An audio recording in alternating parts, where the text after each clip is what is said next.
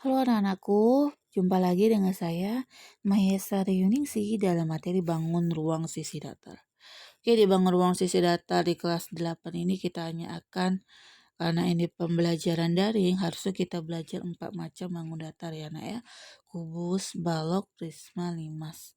Tetapi karena berhubung ini pembelajaran jarak jauh, maka cukup kita membahas 2 saja, yaitu limas dan prisma. Oke, karena kubus dan balok juga sudah kalian pelajari pada waktu di sekolah dasar. Jadi paling tidak kalian sudah tahu rumus dari luasnya, jaring-jaringnya. Nah ya, oke, kita langsung saja masuk ke tujuan pembelajaran hari ini.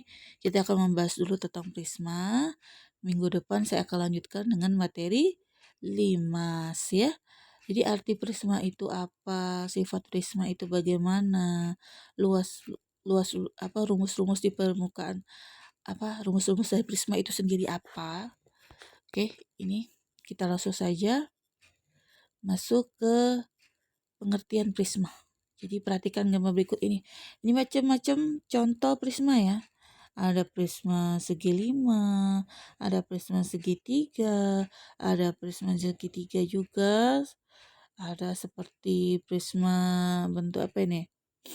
Eh, apa layang, bukan layang-layang, jejer genjang ya, jejer genjang. Jadi prisma itu adalah bangun ruang yang punya bidang alas dan bidang atas sejajar serta kongruen. Jadi si prisma itu maksudnya bidang alasnya mana? Bidang alasnya yang bawah ya, bidang atas ya di atas ya. Nah, bidang alas sama atas itu pasti sejajar. Mau gambarnya bagaimanapun ya. Kalian perhatikan 4 gambar tersebut, mau bentuk apapun yang jelas bidang atas sama alasnya itu bentuknya sama. Kalau dia segi 5 atasnya segi 5, kalau atas bawahnya itu segitiga atasnya segitiga juga. Kalau bawahnya itu bentuk apa? Trapesiumnya trapesium ya. Nah, dan ukurannya pun kongruen sama. Jadi kongruen itu sama bentuk sama ukuran. Ya, tidak bisa berbeda. Kalau berbeda bukan namanya prisma. Jadi lalu kenapa bisa ada penyebutan prisma segitiga, prisma segi 4, prisma segi 5 dan sebagainya? Karena setiap penamaan untuk prisma tersebut disesuaikan dengan bentuk alas dan atapnya. Ya, kalau misalkan alasnya bentuk prisma segi 8, ya berarti disebut alasnya bentuk segi 8 berarti dinamakan prisma segi 8. Kalau alasnya bentuk segi 6, jadi disebut prisma segi 6. Jadi tergantung alas dan atasnya ya. Oke. Ngerti ya sampai sini tentang prisma. Jadi sifat-sifat prisma yang jelas bentuk alas sama atapnya atau atasnya itu kongruen, sama dan sebangun. Jadi ukurannya harus sama, tidak boleh berbeda. Kalau berbeda, dia bukan prisma ya.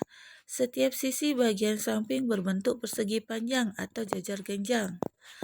Nah, di sini kita tahu gambar pertama tadi, gambar nomor 1 itu jajar genjang, persegi panjang ya, sisi tegaknya ya, yang sisi tegaknya itu A, B, F, G, B, C, G, H ya, A, E, J, J, J, F ya.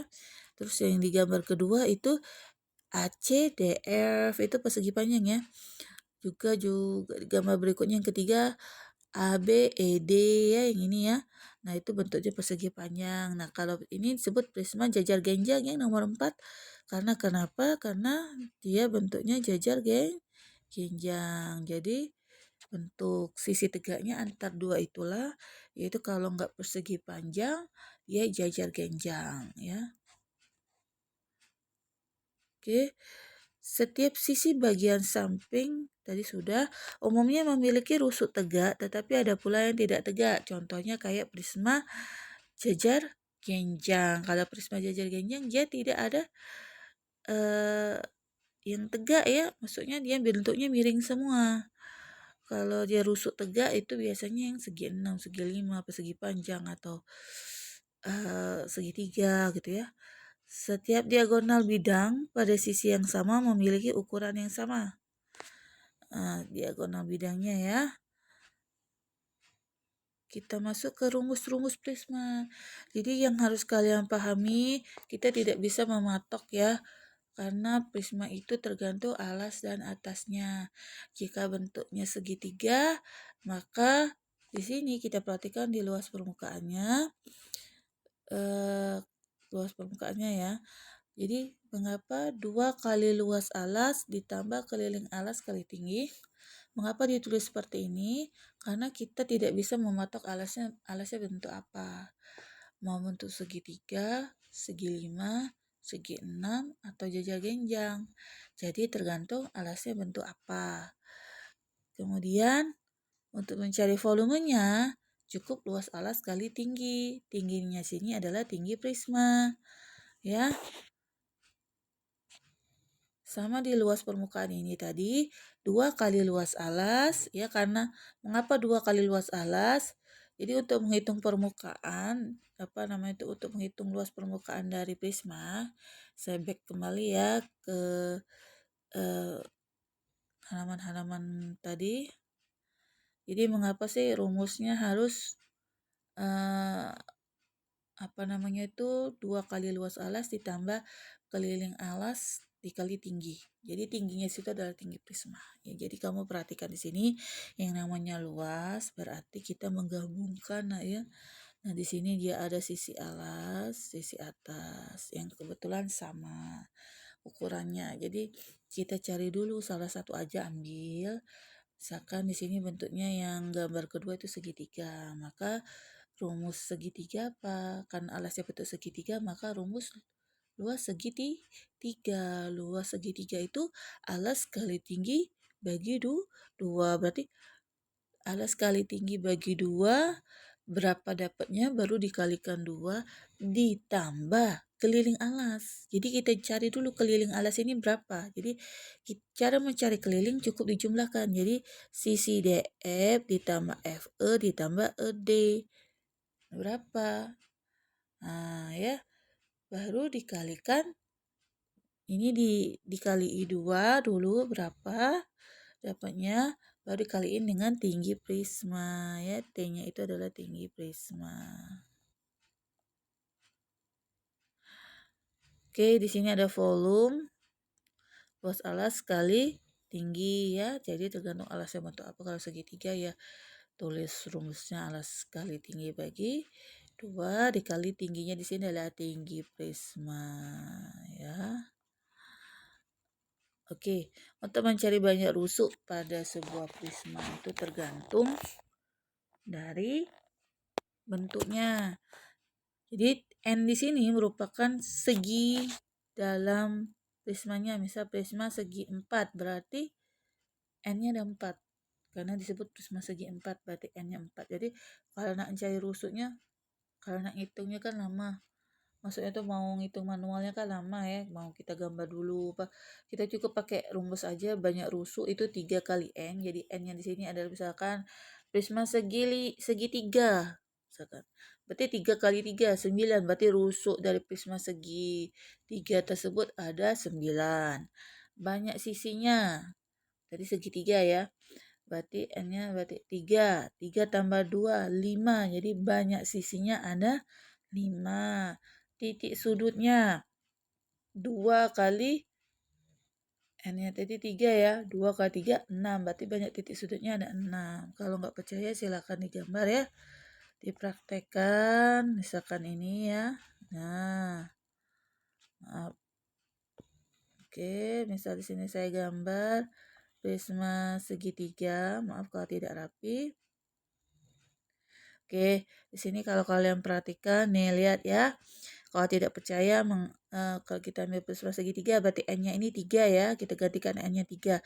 3 kali 3 tadi 9. Mana enggak rusuknya ada 9? 1, 2, 3, 4, 5, 6, 7, 8, 9. Benar ya ada 9? Kemudian banyak sisinya. Tadi segitiga ya, jadi N-nya 3, jadi 3 tambah 2, 5. Benar nggak sisinya ada 5? Benar.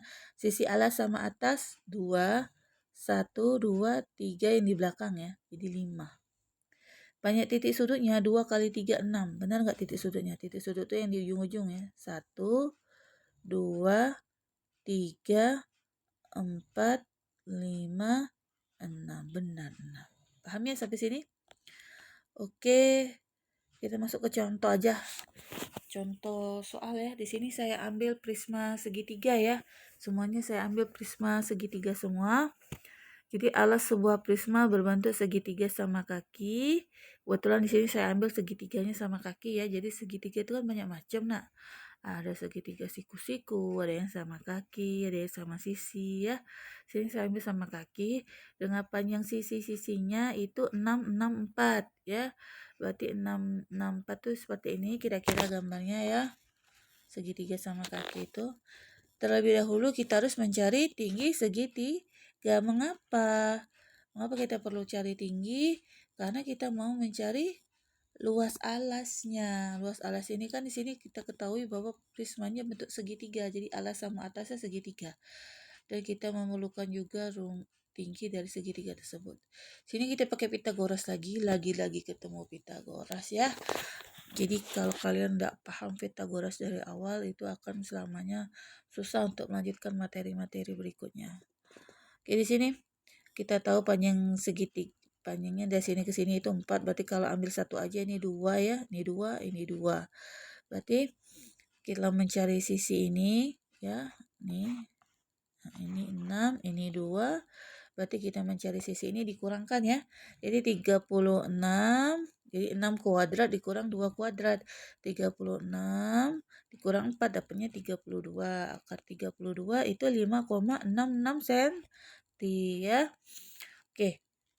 Luas permukaan prisma 2 kali luas alas, jadi 2 dikali kebetulan bentuk alasnya segitiga, maka kita pakai rumus luas segitiga setengah kali alas kali tinggi ditambah keliling alas dikali tinggi.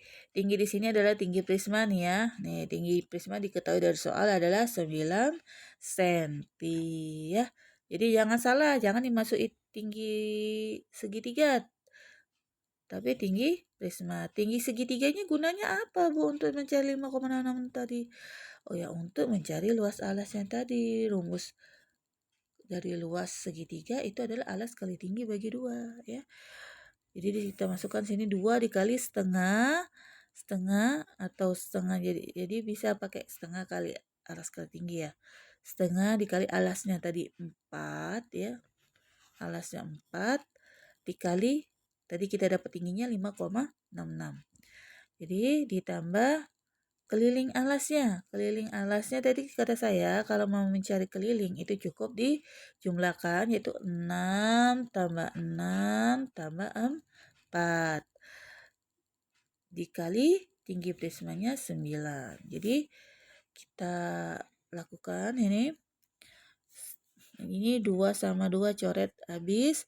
Tinggal 4 kalikan 5,66 dapatlah 22,63. Kemudian yang ini dijumlahkan dulu. 6 tambah 6 itu 12. 12 tambah 4 itu 16. Sudah dijumlahkan baru dikalikan dengan 9. 16 kali 9 dapatlah 144. Baru dijumlahkan dapatlah 166,63 cm persegi. Inilah luas permukaan prisma segitiga. Oke, kita masuk ke volume prisma. Ya, volume. Dalam sebuah prisma berbentuk segitiga siku-siku. Nah, yang kali ini saya pakai segitiga siku-siku. Dengan panjang sisi-sisinya 345. Dan tinggi prisma itu 10 cm. Jika panjang sisi segitiga diperbesar 2 kali, sedangkan jika panjang sisi segitiga diperbesar 2 kali, sedangkan tingginya tetap, berapakah besar perubahan volume prisma tersebut? Nah, dia nanya perubahan volume. Kalau panjang sisi segitiga diperbesar 2 kali lipat. Ya. Jadi volume mulanya berapa? Dia mau kalau dia mau menanyakan perubahan, ya. perubahan jadi mau tahu berapa sih perubahannya yang terjadi, berarti kita harus cari volume mula-mulanya sama volume ketika panjang sisi segitiga tersebut diperbesar sebanyak 2 kali. Jadi yang pertama kita cari dulu volume awalnya atau volume mula-mulanya. Jadi rumus ya tadi sepertiga kali luas alas kali tinggi prisma ya. Tinggi prisma, maaf di sini saya salah tulis.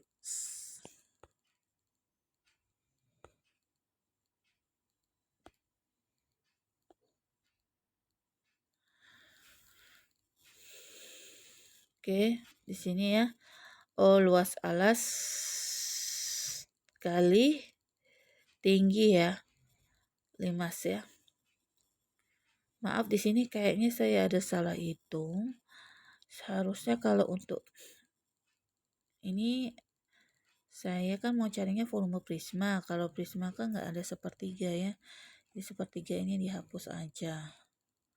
Oke, jadi luas alas dikali tinggi prisma ya. Prisma bukan limas. Ini saya salah ketik, maafkanlah.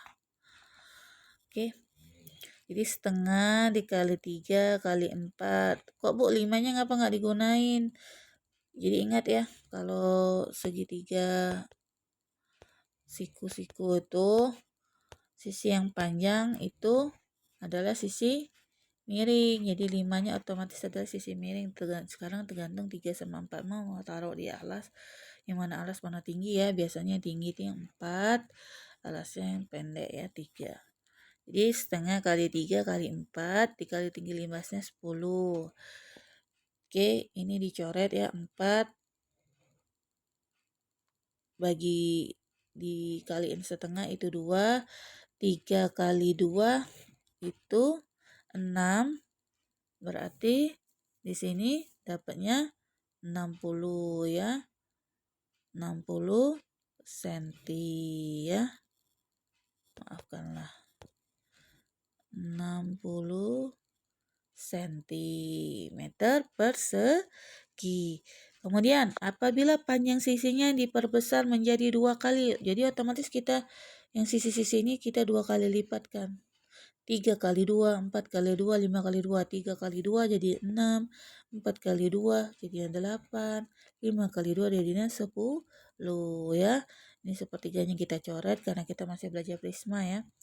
Oke, setengah dikali 6 dikali 8 dikali, maaf nih lupa lagi nih, dikali tinggi si prisma tadi 10 dikali 10. Nah, jadi setengah, jadi ini 6 dikali setengah itu 3, 3 kali 8 itu 24, 24 kali 10 ya, 24 dikali 10 itu 240. Kita kurangkan saja, kalau kita mau tahu berapa besar perubahan volume maka kita kurangkan. Ya 240 dikurang 60. Jadi di sini 240